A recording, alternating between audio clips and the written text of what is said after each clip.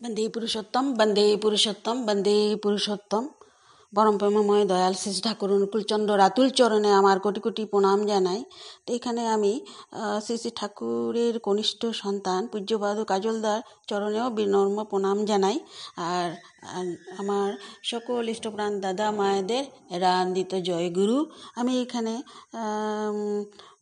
পূজ্যপাদ শ্রী শ্রী কাজলদার সম্বন্ধে শ্রী ঠাকুরের কতিপয় বাণী, সেটা আমি আপনাদের পড়ে শোনাচ্ছি। 1 নম্বর, দয়াল যদি কাজলকে, আমার ছোট ছেলেকে বাঁচিয়ে রাখেন, তবে আমাকে যারা যারা ভালোবাসে তাদের কাছে সানুনয় অনুরোধ, তারা যেন কাজলকে সর্বপ্রকারে তদবির করে, যাতে সে কোনো প্রকারে কষ্ট না পায়, তাই করে। ফলকথা, জীবন ধারণ ও উন্নতির যা কিছু লাউজিমা তাকে দিতে কেউ কৃপণতা না করে। আমার পাগলা ধারণা, হয়তো কাজল ভবিষ্যতে মহামানব পূরণ পুরুষ। 2 নম্বর বলেছিলেন 8/2/1947 কাজল নেতার তুর্যধ্বনি, আনল বিশ্বের দিগ্জয়, আনল সূর্যে পুরনো গরণ, দীপ্ত বীর্যে ধ্বংসী ক্ষয়। তো 3 নম্বর, পূরণ পুরুষ কাজল রাজা, ভর দুনিয়ায় করবে তাজা। চাঁদাই কাজলের চন্দনা, ভর দুনিয়ায় বন্ধনা, সমন্দমন শক্তি হাতে, কাজল বেড়ায় মায়ের সাথে। চাঁদাই বুড়ো নটরাজ, ভর দুনিয়ায় মাথায় তাজ, কাজল রাজা শক্তিমান, দেখে নেচে উঠল প্রাণ। কাজল রাজা শক্তিমান, মহান্তরী মহান প্রাণ, ভক্ত কাজল ইষ্ট প্রাণ, পতিত পাবন বিশ্ব প্রাণ। 6 মাঘ 1339। 10 নম্বরটা হলো চাঁদেরই চন্দ্রচূড়, করবে আলো বিশ্বপুর। 25 কার্তিক 1350 চাঁদের বরণ চক্ররাজ, ধন্য বলে সব সমাজ। 28 আষাঢ় 1356 চাঁদের সর্দার কাজল বুড়ো নাম, ভর দুনিয়ায় নয়নতারা ভগবানের দান। 1354 জন্মদিন উপলক্ষে বলেছিলেন। কাজল রাজা রাজীব লোচন, পরম পিতা রাতুল চরণ। 14 নম্বর হলো কাজল বুড়া সোনার চাঁদ, বিশ্বজোড়া প্রেমের ফাঁদ। 18 অগ্রহায়ণ 1356 কাজল রাজার পৈতে হলো, সপ্তভুবন উদ্ধারিল। 1357 25 বৈশাখ। 16 হলো বাপাই সোনা বিচক্ষণ, চাঁদের মতো দেহ মন, বিশ্ব হৃদয় পূরণ প্রাণ, দিব্য কাজল ধীমান, প্রজ্ঞা অধীশ কাজল ঋষি। বিভু শ্রী শ্রী ঠাকুর অনুকূলচন্দ্রের কনিষ্ঠ সন্তান পূজ্যপদ কাজল দাদা। তো ডক্টর পচেতা রঞ্জন চক্রবর্তী, তিনি ছোটমা সর্বমঙ্গলা দেবীর পরমাধ্যায় শ্রী শ্রী বড়মা, অর্থাৎ তার বড় দিদির হাত ধরে হিমায়তপুর গ্রামে যখন আসলেন, তখন তার বয়স 6 বছর। সেখানে পড়াশোনা করতে লাগলেন বালিকা সর্বমঙ্গলা। পরবর্তীকালে সাফল্যের সাথে বিএসসিও পাশ করেন।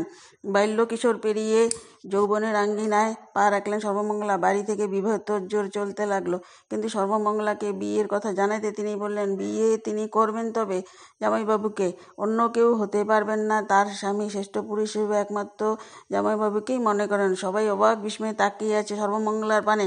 কোনো লজ্জা নেই, সংকোচ নেই। জননী ফেটে পড়লেন রাগে, অনুরাগে, অনুশোচনায়, মর্মদহে। নানান কায়দায় নিবৃত্ত করার চেষ্টা হলো। দিদি শ্রী শ্রী বর্মা ডেকে পাঠালেন, বোঝালেন বোনকে, কিন্তু সর্বমঙ্গলা তার সংকল্প থেকে একটুও সরে দাঁড়ালেন না। জামাইবাবু আস্তে আস্তে বললেন, তুমি বড় হয়েছ, কি করে আমার দিনরাত্রি কাটে তাও জানো। পারিবারিক জীবন বলে আমারও কিছু নেই, তাছাড়া আমারও বয়স হয়েছে, তুমি ছেলে মানুষ, আমার জীবনের সাথে তোমার জীবন জড়িয়ে ফেলা কি উচিত হবে? কিন্তু সর্বমঙ্গলা অটল অনর মনোভাব। জামাইবাবু তাকে পাঠালেন মাতা মনমোহিনী দেবীর কাছে সন্তান রক্ষায়। এরপর বাংলা 1334 সালে অঘ্রাণের এক গধূলি সন্ধ্যায় মাতা মনমোহিনী দেবী কোমর বেঁধে দাঁড়ালেন, সমস্ত বিরুদ্ধ শক্তি উপেক্ষা করে রুখে দাঁড়ালেন। ব্যবস্থা করলেন সব, পুরোহিত ডাকলেন, স্বাস্থ্যমতো ভাবে সমর্পণ করলেন তাকে অনুকূলচন্দ্রের হাতে। সর্বমঙ্গলা প্রথম পুত্র সন্তান জন্মের পরেই মারা যায়। সেই শোক সন্তাপ দিনগুলো কাটানোর পর একদিন শ্রী শ্রী ঠাকুর তার আদরে মৌলে সর্বমঙ্গলাকে ডেকে বলেন, ভাবছিস কেন? তোকে আমি এমন জিনিস দেব, এক চাঁদে জগৎ আলো। এর কিছুদিন পরে সকলেই জেনে ফেলে সুসমাচার, সকলেই খুশি, নতুন আগমনের প্রত্যাশায়। মহাপূজার আর 6 দিন বাকি। পুজো মণ্ডপ থেকে ঢাকের বাজনা শোনা যাচ্ছে। মাঝে মাঝে শ্রীমা স্থির হয়ে বসতে পারছেন না, ঘরময় পায়চারি করছেন। শ্রী ঠাকুর বসে আছেন পদ্মাপাড়ের চৌকিতে। কালিদাসী মাকে পাঠালেন, দেখে আয় তো কি হয়েছে। বেকুল দৃষ্টিতে চেয়ে রইলেন তার আগমনের পথের দিকে। শ্রী শ্রী বর্মা নিজের কাপড় ঠিক করতে করতে আতুর ঘরের দরজা খুলে দিলেন। হর্ষপুলা গাম্ভীর্য মেয়েদের দিকে চেয়ে বললেন, কেউ তোমরা উলু দিও না, এবার শাক বাজিও না কেউ। ও এবার বিনা অবর্তনাতে মায়ের চোখের কাজল হয়ে বিরাজ করুক। সেই দিন ছিল 29 অক্টোবর 1939, সময় রাত 11:08, কৃষ্ণা ত্রয়োদশী। দেশভাগের 1 বছর পূর্বেই শ্রী ঠাকুর দেওঘরে চলে আসেন। তখন কাজলদার বয়স 7 বছর। শ্রী ঠাকুর নয়নমণি হয়ে আশ্রমেই থাকতেন। যেহেতু বিশ্বদিনের মালিক তাকে খুব ভালোবাসতেন, তাই সকলের কাছে তিনি প্রিয় ছিলেন। একদিন শ্রী ঠাকুরের কাছে সৎমন্ত্র গ্রহণ করলেন তিনি। পুজোবাদু কাজলদার সাথীদের সাথে ফুটবল খেলতে যেতেন। ঠাকুরের নির্দেশে কালিদাস মা সাথে যেতেন জলের বোতল নিয়ে। এইভাবে এগিয়ে গেল সেই শুভ মুহূর্ত। চাঁদাই বুড়োর পৈতে হলো। সে এক এলাহি কাণ্ড। 7 দিন ধরে উৎসবের মতন খাওয়া দাওয়া, মানুষের ঢল চলেছে যেন। বিশ্বেশ্বর তার চাঁদাই বুড়োর পৈতা উপলক্ষে একদিন বাণী দিলেন, চাঁদাই বুড়োর পৈতে হলো, সপ্তভুবন উদ্ধারিল। এইরকম বহু ভবিষ্যৎবাণী তার পিতা তার সম্বন্ধে বিভিন্ন সময় দিয়েছেন। শিক্ষা জগতের অনেক কিছু আহরণ করেও তার জীবনে ইহকাল পরকাল ভালো মন্দ তার পিতার চরণে আহুতি দিয়েছেন। পিতার গুণও তার ভিতর উদ্ভাসিত। শ্রী ঠাকুরের নির্দেশে সুশীল দা কলকাতায় বাদুর বাগানে একটা বাসা ভাড়া করিয়েছিলেন কাজলদার উচ্চশিক্ষার জন্য। প্রতিদিন শ্রী ঠাকুর ট্রাঙ্কুলের মাধ্যমে কাজলদার খোঁজ নিতেন। সিটি কলেজে পড়া শেষ করে কাজলদা ভর্তি হলেন ন্যাশনাল মেডিকেল কলেজে। সেখান থেকে MBBS পাশ করে 1963 সালে তারপরে MS পড়ার জন্য পাটনা মেডিকেল কলেজে ভর্তি হলেন। শ্রী ঠাকুরের আদেশে কাজলদা বিয়ে করলেন ঠাকুরের পছন্দে কলকাতা বালিগঞ্জ নিবাসী যুক্ত যোগেশচন্দ্র মুখোপাধ্যায়ের কন্যা লক্ষ্মীমণির সাথে। ইংরাজি 1966 সালে। পূজ্যপাদ কাজলদা ও লক্ষ্মীমণি দেবীর কন্যা মিতুমার জন্ম নেন 1967 সালে। MS করার সময় সেই বিষয়বস্তুর উপরে চর্চা করেছিলেন। তার নাম ইন্টারসেক্স প্রবলেমস উইথ সেক্স ক্রোমোথিক্স বডি হরমোন ফ্রডিজম। ডক্টরেট হয়েছিলেন 1973 সালে পাটনা মেডিকেল কলেজ থেকে। বিষয়বস্তু ছিল studies of rejection phenomenon of homo transplantation. যখন কাজলদা ন্যাশনাল মেডিকেল কলেজে পড়তেন, কলেজের অধ্যক্ষ ডেকে বলেছিলেন, পচেত তোমার মা কয়জন? কাজলদা উত্তর দিলেন, স্যার আমার সংখ্যা মা। অধ্যক্ষ বিদ্রুপের হাসি হেসে বললেন, তাহলে সবাই যা বলে তা ঠিক? কাজলদা বললেন, হ্যাঁ স্যার, সবাই ঠিকই বলে। আমার বাবার কাছে শুনেছি পৃথিবীর সব নারী আমার মা, তাই সবাইকে মায়ের মতো দেখি। অধ্যক্ষ এই উত্তরের জন্য অপ্রস্তুত হয়ে পড়ে হনন করে হাঁটা দিলেন। তো বাড়ি গিয়ে শ্রী ঠাকুরকে কাজলদা ছলছল চোখে বললেন, বাবা আমি আর ওই কলেজে যাব না। ঠাকুর বললেন, কেন বাপের সোনা, ওনারা কি তোমার নিন্দা করে তাই বুঝি? ঠাকুর বললেন, দেখো তো কাজলা কিসে শব্দ হচ্ছে। একটা গাছে ঠকঠক আওয়াজ হচ্ছিল, বলে দেখে আয় গিয়া। কাজলদা দেখে এসে বললেন, বাবা একটা কাঠঠোকরা কোঠরে বসে গাছের গায়ে ঠোকরাচ্ছে। শ্রী ঠাকুর বললেন, পরমপিতা যে গাছের কোঠরে ওকে আশ্রয় দিয়েছে সেই গাছই ও ঠোকরাচ্ছে। তাই বলে গাছ কিন্তু ওকে আশ্রয় দিতে কুণ্ঠিত নয়, কত ঝড় দুর্যোগ থেকে বাঁচিয়েও রাখছে, তাই না কাজলা? কাজলদা বুঝতে পারলেন ঠাকুর কি বলতে চাইছেন। একদিন কাজলদা ঠাকুরকে জিজ্ঞেস করেন, বাবা আমি কে? উত্তর ঠাকুর বলেন, তোমার মধ্যে আছে বাপাই সোনা, তুমি কেডা? ছোট মেয়ে একদিন বলেছিলেন, কাজলের অষ্টসিদ্ধি হয়েছে, ও ইচ্ছে করলে মরা মানুষ বাঁচাতে পারে।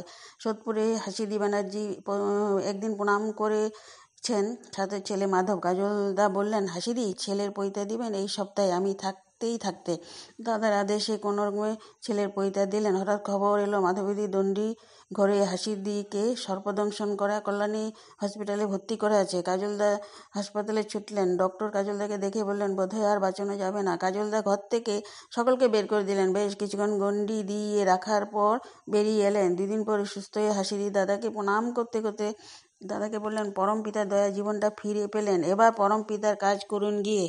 পূজ্যপাদ কাজলদা বাগশুদ্ধ পুরুষ বাগমারি আশ্রমে একজন দাদাকে বললেন, আমি ইচ্ছা করলে সবখানে যেতে পারি, তোর কাছে গিয়েছিলাম সেদিন। দাদাটি বললেন, কি করে বুঝবো? সাথে সাথে সে নিখুঁত বর্ণনা দিলেন। তাতে তো দাদাটির চক্ষু স্থির। রাত্রে কেমন করে আহারের পর ওরা স্বামী স্ত্রী শয্যা গ্রহণ করেছিলেন, কি কি কথোপকথন ওদের মধ্যে হয়েছিল তা পূর্ণ বিবরণ দিয়ে বলেন, আমি না ইচ্ছা করলে এই স্থূল দেহ থেকে বেরিয়ে যেতে পারি। দেওঘরে একদিন গল্প করছেন, একদিন ইচ্ছে করে দেহ থেকে সূক্ষ্ম শরীরে বেরিয়ে অসম্ভব দ্রুত দ্রুতগতিতে উপরে উঠে যাচ্ছে। কেমন করে বেরোতে হয় জানা ছিল, কিন্তু সূক্ষ্ম শরীর থেকে স্থূল শরীরে প্রত্যাবর্তনের পদ্ধতি জানা না থাকায় পরম পিতার নাম করছি কেবল। দেখি বাবা যেন সূক্ষ্ম শরীরের বড়াল বাংলা থেকে বেরিয়ে এসে সৎসঙ্গনগরের মুখে যে রেল লাইন আছে ওখান থেকে এসে আবার বড়াল বাংলা নিজের শরীরে প্রবেশ করছেন। তাই দেখে আমিও একইভাবে নিজের দেহে প্রবেশ করলাম। কাজলদা শুয়ে আছেন নিচে বসে, গল্প করে শোনাচ্ছেন আশিসদা।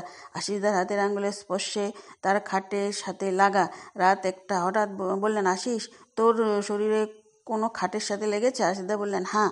তিনি বললেন, সরিয়ে নে। পরের দিন সকালে জিজ্ঞাসা করতে বললেন, বাবাকে যতবার স্মরণ করার চেষ্টা করছি ততবার বাধাপ্রাপ্ত হচ্ছিলাম। তাই ভাবলাম কোনো অস্তিত্বের সাথে আমার বিছনায় লাগা আছে। শ্রী ঠাকুরের আদরের বাপাই সোনা বর্তমান মানসিক কষ্ট প্রচণ্ড। আমরা ভাবি কেন এমন হলো? অলক্ষ্যে তার পিতা কষ্ট পান নিশ্চয়, কিন্তু 52 বছরে তিনি তার বাপাই সোনাকে এনেছিলেন পৃথিবীর বুকে। মাঝে মাঝে পূজ্যপাদ কাজলদা বলেন, বাবা আমাকে আনলেন কেন? যদি তার কিছু কাজ করতে পারি তবেই শান্তি। তার জীবনে সঞ্চয় বলে কিছু নেই, কোনো অর্থের প্রতি লিপ্সা নেই। তিনি রাষ্ট্রপতি পুরস্কার প্রাপ্ত ডক্টর। তিনি ইচ্ছে করলে নিজের শিক্ষাকে কাজে লাগিয়ে গাড়ি বাড়ি প্রচুর অর্থ উপার্জন করতে পারতেন, কিন্তু তিনি সমস্ত কিছু তার পরম পিতার পদতলে সমর্পণ করে দিয়েছেন। পুস্তক এটা হলো হে অতীত কথা কও, লিখেছিলেন শ্রী আশিস কুমার চট্টোপাধ্যায়। জয়গুরু। আপনারা সবাই ভালো থাকেন, সুস্থ থাকেন। এই ভিডিওটা বানানোর উদ্দেশ্য হলো, উনি আজ আমাদের মাঝে নেই, অমরধামে চলে গেছেন। তাই আমি ভাবলাম ওনার স্মৃতি হিসাবে আরও এটা আমি লেখাটা পেয়েছি আশিসদার থেকে, তাই আপনাদের সাথে শেয়ার করলাম। তো সর্বমঙ্গল হোক। আরও কিছু ভালো ভালো পেলে আপনাদের সাথে শেয়ার করব। জয়গুরু।